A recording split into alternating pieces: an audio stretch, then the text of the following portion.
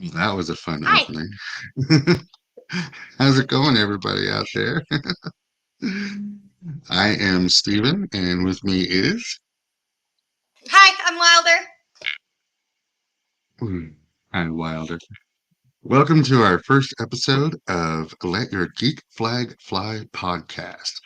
This is a podcast for all things geek, as you can see from our setups around us. We're geeks, we're nerds. We love everything about geek culture, comic books, movies, everything you can possibly think about. We are a part of it. We are not, however, going to be those pretentious experts. We're not going to sit here and say we know everything about everything. This is more just for fun, for laughs, to get to know people out there and let all of the geeks out there know that this is a very cool and very fun space. Wilder, how you doing today? Hi. I am super excited to get my voice more out into the geek community and have a new way to chit chat with my fellow nerd.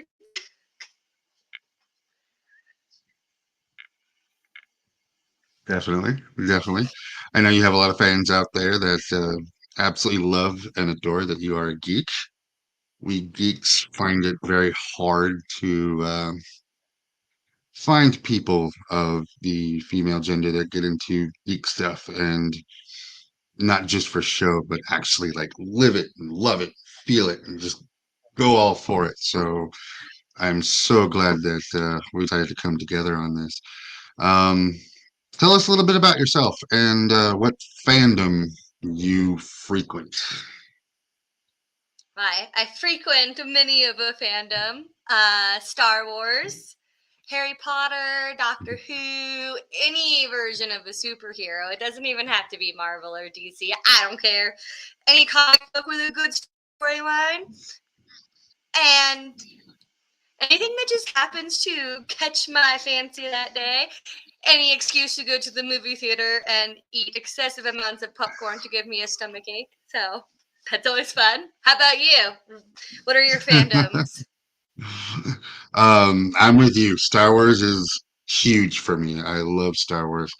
I remember going to the movie theater when I was little to go see The Empire Strikes Back, and I had seen New Hope before that, but seeing Empire Strikes Back in the movie theaters and getting that ultimate reveal of Darth Vader being Luke Skywalker's father and the Empire actually winning at the end of that was, it was very contagious for a kid at that time. So I became a huge Darth Vader fan. Now I know a lot of people in the Star Wars fandom love the Jedi, and don't get me wrong, I love the Jedi, but Vader is my go-to on that. I'm also a huge Superman fan. As people can see around me, I've got a lot of Superman stuff. I wear Superman shirts all the time, and my nicknames throughout my jobs have been Soups, Superman, everything like that. I do have a ring and a necklace of Superman, so it's kind of my ideology on there of sorts. So, what medium do you like engulfing your nerddom in? Do you prefer the movies, the comic books, the hardbound books? What do you prefer? That is a very, very difficult question. So I'm a big reader. I love to read, but I actually didn't get into Mm. comic books until like 3 or 4 years ago. And I had like kind of read some, but my parents were very like, we read books with words, not books with pictures. So I like had this unnatural bias towards comic books. And then I met a friend who was just like, here, borrow Civil War. And I read it. And I kind of like, I understood the gist of some of these characters. Like, every they were very popular characters. It's hard not to. And so I really got into that. And then I saw the movie, and the comic book was so much better. Got both sides of it. Then hardbound books have been a little rougher for me when it comes to the superheroes because it's harder for me to, I don't know, imagine them. Maybe if I read them now, but when I read them before, it was kind of like, I like the pictures in the comic books. I got really into that. The movies came out. I was kind of halfway into them when they came out. The action parts were never my ultimate, but when the stories got a little more deep, I guess, or it just became so much more ingrained into our culture, got more into the movies. But overall, when it came to Star Wars, it was the shows for me. I was actually not into Star Wars until The Mandalorian came out. I was one of those, oh, everyone else likes it. I can't like that because everyone else does. And then I watched The Mandalorian, and it's just been whichever one's better, uphill or downhill, from there. It's just been an obsession since The Mandalorian. It was amazing. I've gotten into everything. I love the Star Wars books, the Star Wars movies, the Star Wars comic books. I read everything that I can. But for superheroes, I would say comic books are definitely my top one. How about you? What do Nice. you get more into?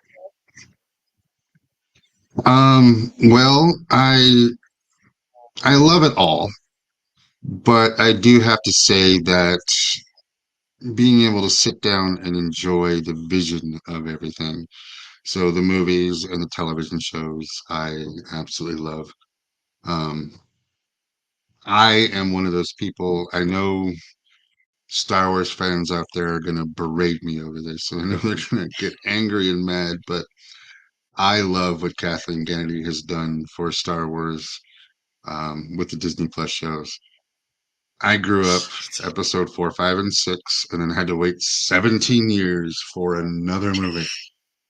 And in between that time, we didn't have anything. I mean, we had extended universe books, fandom, we had things that just, we're trying to do. But Kathleen Kennedy brought shows, movies. Um, Dave Filoni and John Favreau have just incorporated everything. And then to have the Clone Wars final season with that duel between Ahsoka and Maul and introducing the Bad Batch and then having the Bad Batch have their own show. I mean, I would wake up at 1 o'clock in the morning when they would air for the first time The Mandalorian and watch it just so I could be the first to see it and just be like, yeah. Um, and of course, if anybody has not seen The Mandalorian, these spoilers, gave us one of the best scenes ever. And that was Red 5, Luke Skywalker showing up there at the end of season 2. Oh, just for me, it gave me just like, yeah, it really was. It just gave me this like, oh, cry phase. And then to top it all off, have the Book of Boba Fett trailer show up at the end of that episode. For me, that was like one of the happiest days ever. I loved that part where you're talking about where Luke showed up. And it took me longer than the person that I was watching it with because I didn't have that same obsession over the earlier movies because when I went back and watched them before I got more into the Star Wars universe, they were just kind of like, oh, these graphics aren't so fantastic. I didn't have the nostalgia factor. I get it now. Then I didn't get it. And so it took me a second because everyone around me was reacting like, oh, and I was like, why are you guys freaking out? And then he showed up. I was like, I get it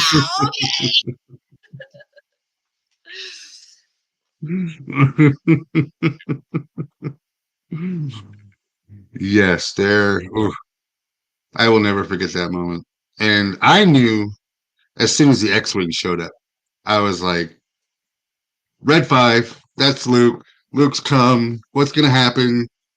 And to have it almost shot for shot as Rogue One with Darth Vader when they, I mean, you could put those scenes side by side and I would just get goosebumps all over, just going, yes, father, son coming in, whooping ass, just going to town. Like, yes. Oh, I think I woke up my kids that day and they were just like, what are you screaming about? Like, Luke Skywalker. Why are you so loud? What's happening? So, exactly. 1:30 in the morning, go back to bed. I never stayed up to watch them at release time. I am very much early to bed, early to rise. I could not handle hanging that long. So I've never seen them on the release drop other than these ones that started dropping at like, what was it, like all of our times are different. So it was like 6 p.m. my time. And I was like, we have to do it. Let's go. I think Bad Batch released early, maybe. Yeah, well, they usually release it like 1 o'clock in the morning. And now that I'm a little bit older, I don't get up for that, and I just get up and watch it first thing in the morning. But Disney Plus has been Would you go to fantastic with sleep that. Um, and then wake up, or would you stay up until it released? um, before I, so I had to work an early morning shift at 5 a.m. during the Mandalorian run. So I would just get up super early and watch it and then get ready for work. Now I Yeah. just go to bed and wake up and like, all right, brew my coffee. I got my slippers. I got my Star Wars shirt. I got my comfortable couch. The kids are in school. Play. Boom. Let's go. Let's do this.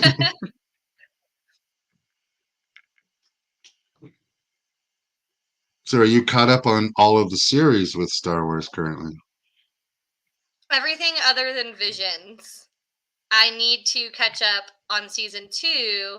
The problem is my kid wants to watch season 1 with me, and I know I don't have to like wait to watch it with her. And it's getting to the point where I'm just gonna be like, screw this crap. I'm just gonna jump ahead and watch it. But since it's not like congruent with the rest of the storyline, it's not a huge that and Young Jedi. I tried Young Jedi. I watched like the first 7 Yeah. episodes. I just could not hang. And I'm not the target audience. I get it. That is for little children. And I just wasn't. Yeah. It was on the background, but I wasn't into it. No, How about you? Are you all the way caught up I in feel you Star on that one. Wars? I could not get into Young Jedi. Mm-hmm. Um, yes, but Young Jedi, I haven't watched. I haven't watched any of it, to be honest with you. I haven't even been excited about it. That one and the other animated one, Resistance, I think it's called. I haven't watched that one, but Ah, that's a good one. Me I'm and my not kid a watched that one huge together. I fan thought it of was great. episode. Hmm. Is it? All right. I Well, loved based on it. your Not recommendation, as I as will check it classic. out.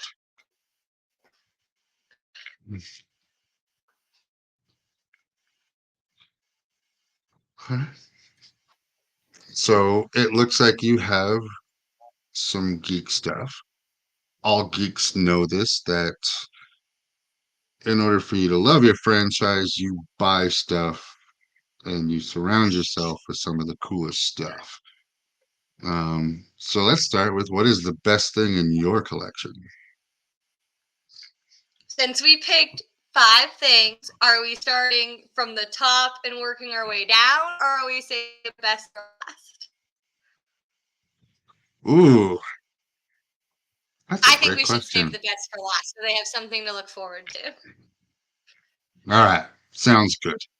So, Okay. different kind of geek, We should take all time, top five, favorite, dot, dot, dot. So go ahead and start with I don't know your five. about I don't know about all time top five, but I did pick five that I really like that I could bring over here and that had a story with it. So I'm going to start with my earliest thing. Okay. My very first Okay. geeky thing I got into was Domino. I was on this thing. It was called Habbo Hotel because I had like no friends when I was a kid because I was this ugly little loser. And so they did this role play game where you pretended to be a superhero with superpowers at Xavier's Academy. And I know she's not in Xavier's Academy, but that wasn't the point. It was just superpowers. And I am obsessed with Domino's superpower of probability manipulation, being lucky.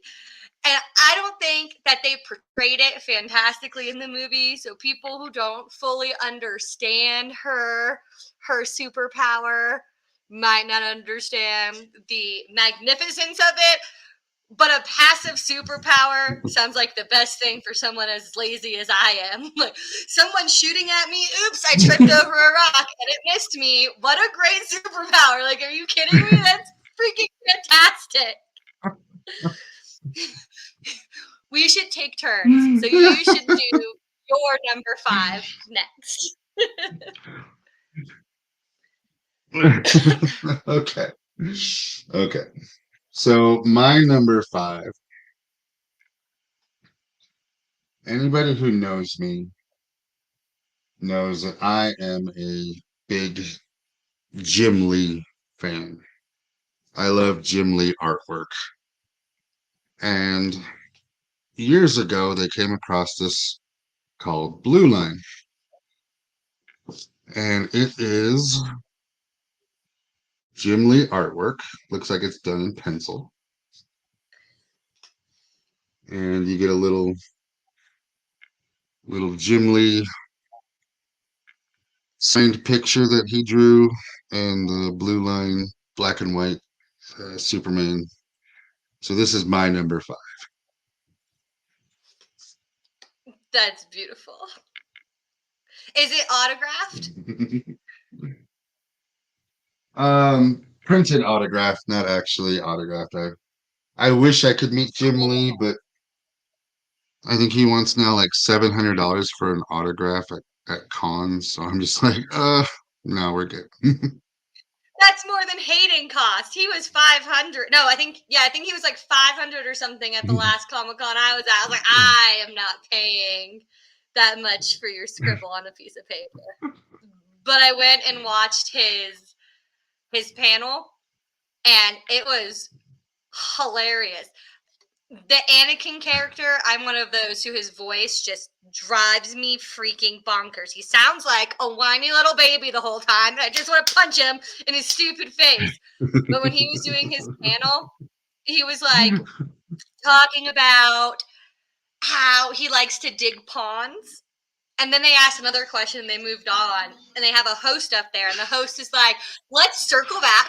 I want to hear more about these ponds. He's like, well, you just dig a hole and you fill it with water. I love this guy. So my number four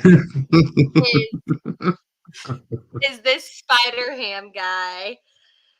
And it's because when I started doing cosplay, Spider-Man has always been a fan favorite. And I have this pig nose and pig ears that I like to put on, and I dress like Spider Ham, and I was just doing it to be silly. And people freaking love that, which in turn made me love Spider Ham even more than I already did. Peter Porker, not just from The Simpsons, not just Spider Pig does whatever he does. No, he can't because he's a pig, you guys, but he can. He can. That's my number four. What's yours? Nice. All right, my number four.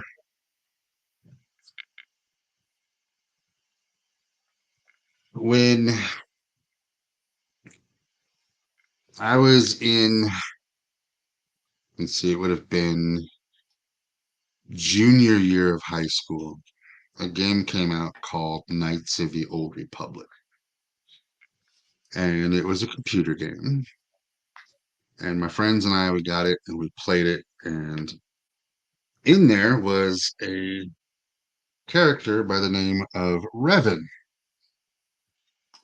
And you can play it one of two ways. You can either become Jedi Knight Revan, or you could become Darth Revan, depending on how you played the story, what powers you decided to level up, and the storyline that you decided to choose.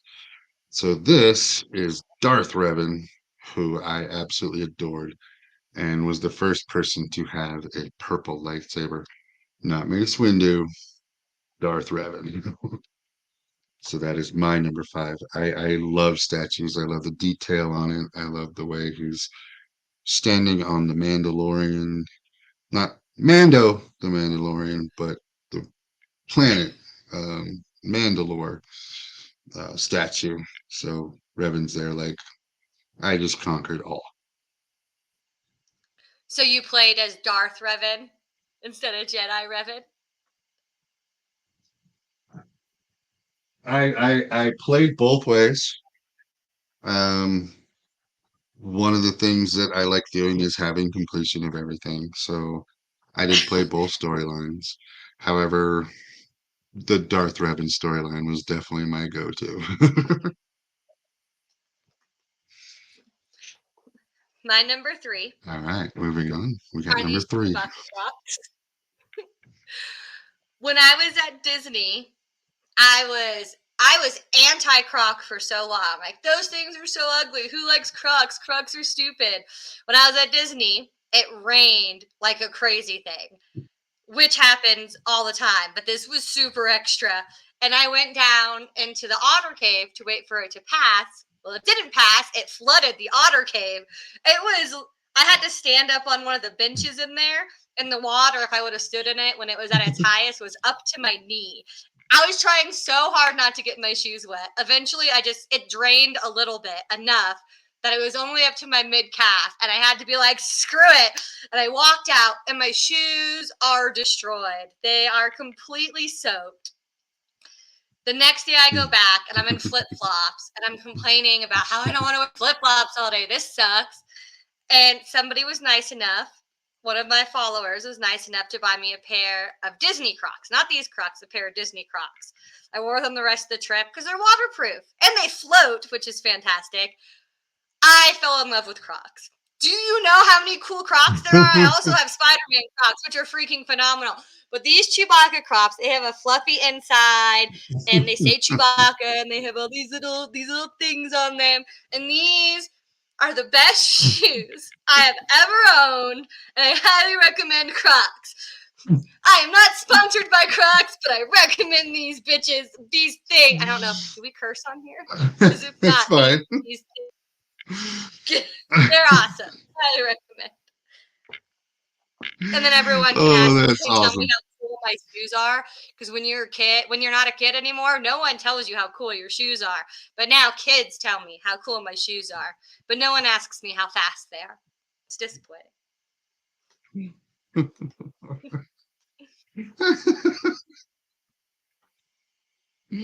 Oh, I love it. Great, great story. My number three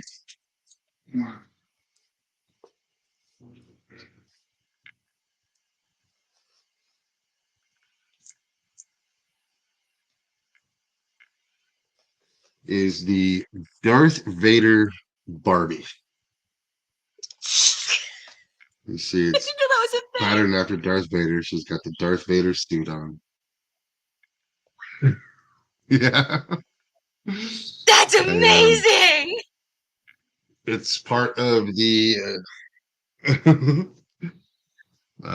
so it's all the top production on it. I've never actually opened it, and I probably never will actually open it, but she looks so cool. She's got, as you can see, she's got the sunglasses on, she's got the black robes on, you've got the Darth Vader artwork on the side, and it is officially licensed by Barbie. But this is funny story on this one is my daughter um, told me that when I die, she gets it. She already told me that's coming to me when you die, and I'm like, oh, okay, great, thanks. Let me write that in my will real fast. Yeah, exactly. Basically, That's so cool. I love that. I want that. going down to number two. If you've ever been They are very to difficult to find Universal, them. of course they are. If I ever see one, I'm getting it. Oh, here's my wand. If you've ever been to Universal and to the Harry Potter area and you go to Ollivanders, they do this thing where you go in and it makes the wand choose somebody. We went in with this other Mhm. group and the other little girl, I wanted my daughter to get chosen, but she didn't. But the other little girl, she got chosen, and I was like, hey, can I record that? And I'm decked out in my Hufflepuff gear.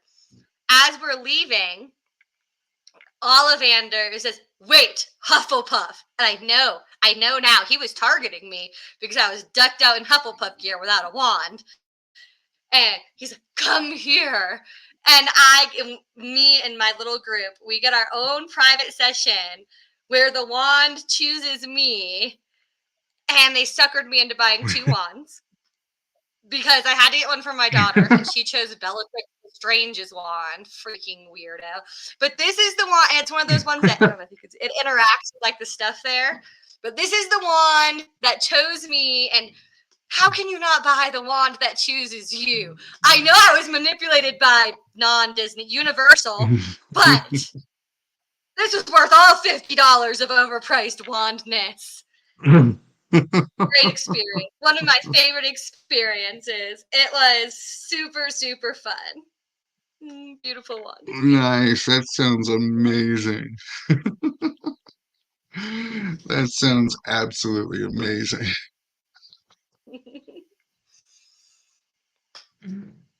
Oh, wow. All right. How are you going to top So that, number Barbie? two for me. This is an actual black onyx Darth Vader. It is very heavy. It's got some weight to it. Could you break someone's head with it? And as you can see, it is, oh yeah, completely. But it's actual black onyx crystal. And in the right light, it'll actually shine. But it's all carved out and smoothed from black onyx. Let me turn It's the light pretty. on here. That's pretty cool. There we go. That's pretty cool.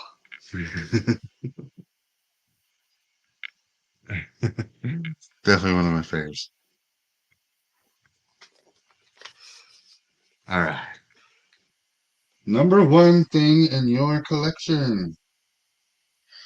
Now, this is the number one thing because of where I got it. This is a sabacc set.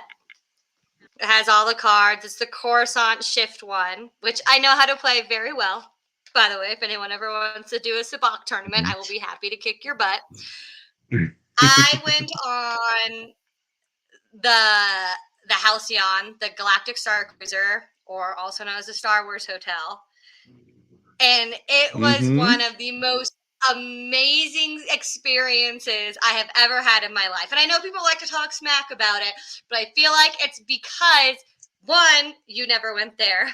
And two, because they did a horrible job explaining what it really was. It was a full-blown immersive role-playing LARPing experience. Like, I helped Chewbacca escape, and the and you see Ray, and I helped Ray get on board, and she gave me her thing, and she remembered my name. Ray remembered my name, and the food was 5-star food, which is one of the reasons why it was so expensive, because the food was so high class. And the cabin was amazing. I have videos. The cabin was amazing. We did lightsaber battles and droid races, and you have to solve all these mysteries. And you could have gone 6 times and not have seen everything that there was to offer. I went twice, and Wow. I had two completely different experiences. Other than the food, I had two completely different experiences. And they have a sabacc table in there, and they have a sabacc tournament, and I don't know how to explain it. It was. I'm so sad that it shut down, and I get why it did. It was very expensive. They probably could have made it cheaper if they would have just made the food lower class. But they had like 20 fully in character performers there all the time. So they had to pay those Wow. people who were constantly interacting with you and giving you secret missions. This is from there. It was the most fantastic thing. And if it ever comes Wow. back, I recommend you sign up right away. Oh, and on my first No. trip, one of the guys from NSYNC was on there with us. So that was pretty cool. That is so awesome, man. I am completely jealous now. Wow. I wanted to go on that cruise so bad, man. That looks so much fun. And oh, wow. That is really, really, really cool. What's your top Very one? cool. What's your top thing? All right, mine. All right. I'm sensing a pattern here.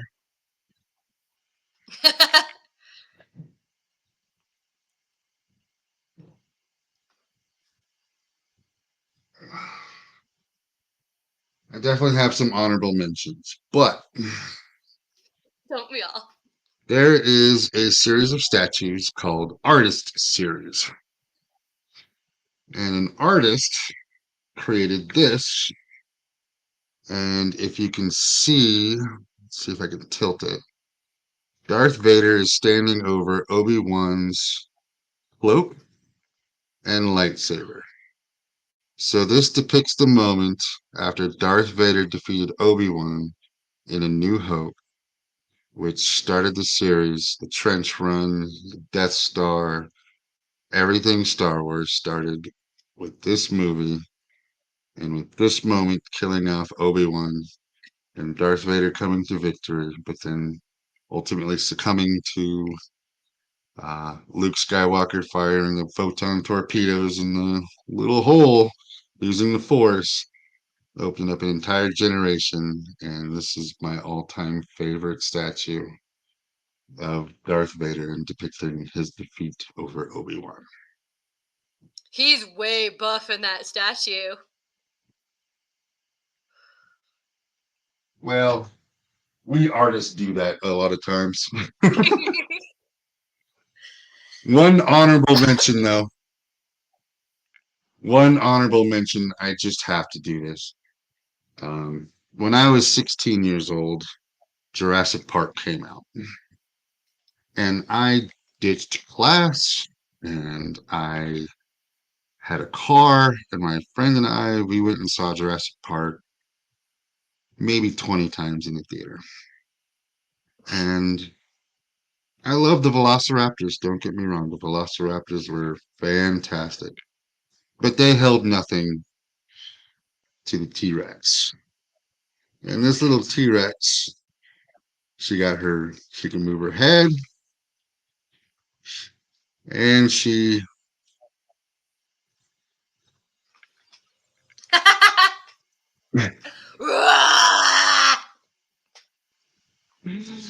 so she has an honorable mention because she stares down at me, making sure that I'm constantly working. I'm wearing my Jurassic Park pants. That's perfect. Ah, I love it. Very right. Very Oh, that was a fun set right there. So we all watch movies. We all have a favorite geek movie. But what geek movie can you watch 100 times? I'm weird with movies. Well, and books and everything. I don't know if it's weird. I feel like the people who could sit down and watch a movie 100 times are the weird ones. I can watch one and then I have to wait a little while. I have a horrendous memory, complete space cadet. So it doesn't take that long for me to forget a decent chunk of the movie. I can remember the basic outline, but a geek movie I could watch 100 times would be none. But one that I really enjoy watching, I hate picking. I really like Spider-Man with Tom Holland because he is truly the friendly neighborhood Spider-Man, the cutest little high schooler. Oh, I love him. And Star-Lord's great. And Deadpool with a new movie coming. I can watch Deadpool. That guy's hilarious. Comedies, things that are lighthearted and comedic. I could watch multiple times, but there's no way I could pick just one. How about you? What's one you could watch 100 times? Um, so I developed majority of the philosophy of my life on The Princess Bride. I can You quote made that a joke movie about up and that down, earlier. left and right. I can watch it. That's why I made the joke. Fantastic. But yes, I quote that movie constantly. That anywhere from "Stop rhyming, I mean it." Does anybody want a peanut? So, my name is Enigo Montoya. You killed my father. Prepare to die.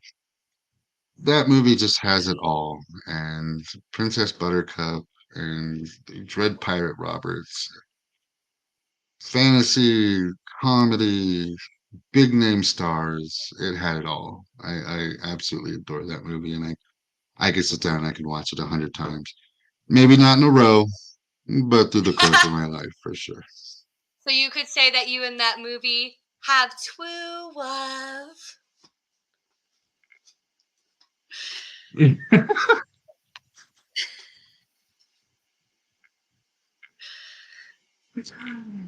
Yes.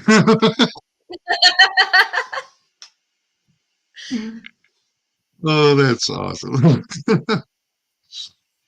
Now, anybody who watches movies knows that there's a score and a soundtrack that goes with those movies. And geek movies have some of the most iconic soundtracks that ever was, from Star Wars and Superman and the Avengers and Harry Potter. You can hear the first five chords of any of those movies and know exactly what movie you're talking about. Even Jaws and Back to the Future. So, what do you think is the greatest soundtrack in a geek movie? Depends on your definition of a geek. I personally think Disney movies count. It would have to be either The Lion King or Right? Aladdin or Hercules. I have such a hard time picking. I can't pick just one thing ever. Disney movies are great. I agree. I agree. One of those ones, probably. I could probably think of 20 more I want to say.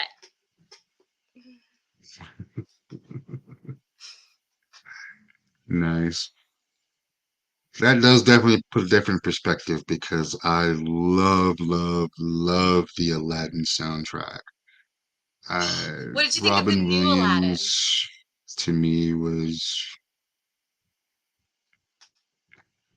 I was completely biased towards it, to be honest with you. It was You weren't interesting able to seeing it live enjoy it? action. I was, but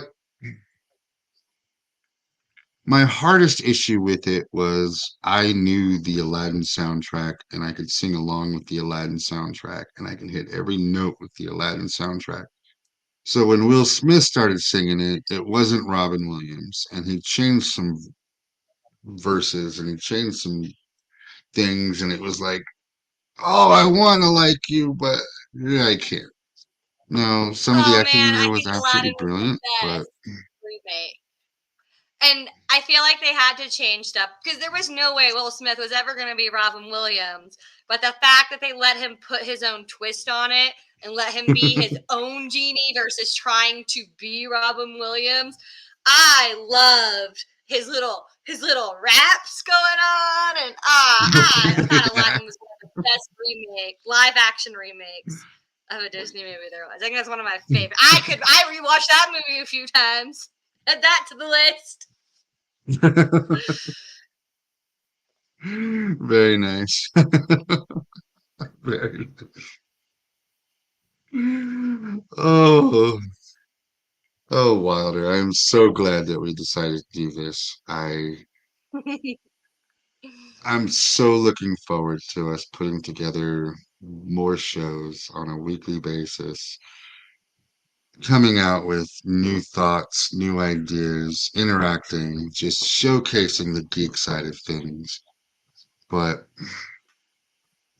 first, I'm going to ask you, what would you like to see from our podcast?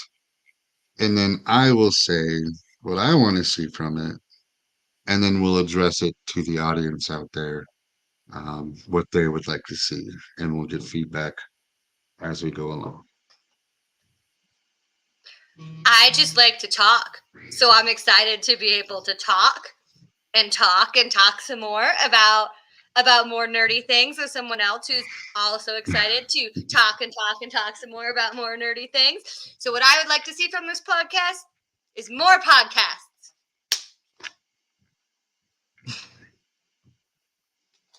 I agree. I agree.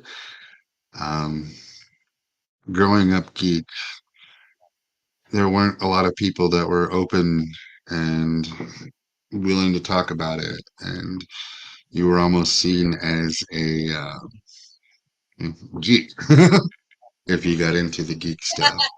So being able to have a platform and being able to showcase and being able to talk to and being able to relate and being able to have a place where we geeks can get together. Um, I happen to really enjoy that aspect of things. Presenting to the audience out there that are going to watch this, who are going to fall in love with us, who are going to enjoy every single week, because every single week we plan on having a different topic we're going to talk about and different things we're going to bring up and different things that we're going to showcase. There's three things that I need for you guys to remember. Number one, we are not experts. Don't ask us an expert opinion on anything. Everything we talk about here is formulated opinions from what we like, from what we love, from what we don't like. It is okay to disagree with us. It is okay to have a different opinion. It is not okay to throw hate or shade or ignorance or general bulliness towards it. If you decide to take that route, you will be clowned by Wilder, who is very good at clowning folk, and then you will be blocked, booted. You're out of here. Number two. Number two, if you want to see more, be a fan. Do things like, comment, share, be open with us, talk to us. What do you want to see? We will respond back. We will act appropriately towards everything. We will engage. We will put more stuff out there. We will have suggestions. And as we grow, we will have contests. We will have a chance for you to come on and be a guest and talk about your nerd stuff.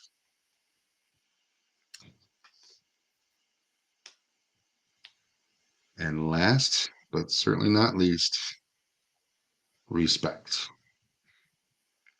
Do not, do not come onto this show into the comment sections and blatantly disrespect. Trolls, even though they are part of geek culture, will be thrown back under the bridge and they will be banished gone once again after Wilder had a chance to clown them.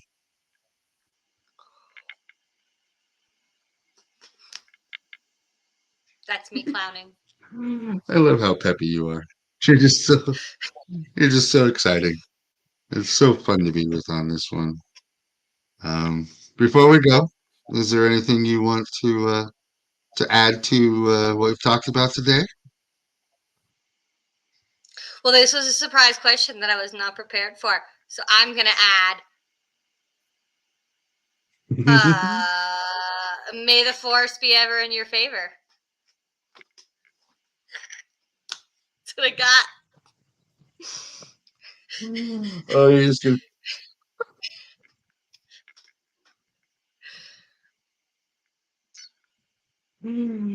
Oh, good for you. May the force be ever in your favor.